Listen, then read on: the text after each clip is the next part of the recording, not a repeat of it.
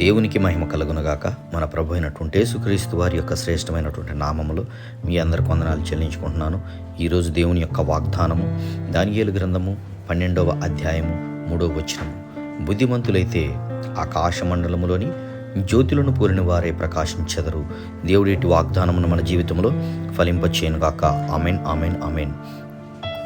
దేవుడు అంటున్నాడు, నీతి మార్గమును అనుసరించి నడుచుకున్నట్లు ఎవరు అనేకులను త్రిపుదురో వారు నక్షత్రముల వలె నిరంతరము ప్రకాశించెదరు.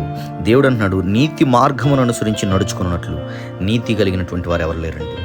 దేవుణ్ణి అనుసరించి నడుచుకున్నట్లు మనం చేయాలి, కానీ మనల్ని అనుసరించి నడుచుకున్నట్లు, మన వైపు ఆకర్షింపబడినట్లు అనేకులను మన వైపు తిప్పడానికి ప్రయత్నం చేస్తున్నాము. ఇదంతా తప్పు. దేవుని అనుసరించి నడుచుకున్నట్లు అనేకులను ఎవరు త్రిప్పుదురో అట్టివారంట ఆకాశ నక్షత్రముల వలె నిరంతరం ప్రకాశించెదరు. అట్టివారి యొక్క జీవితంలో వాగ్దానం ఫలింపచేయునుగాక. ఆమేన్, ఆమేన్.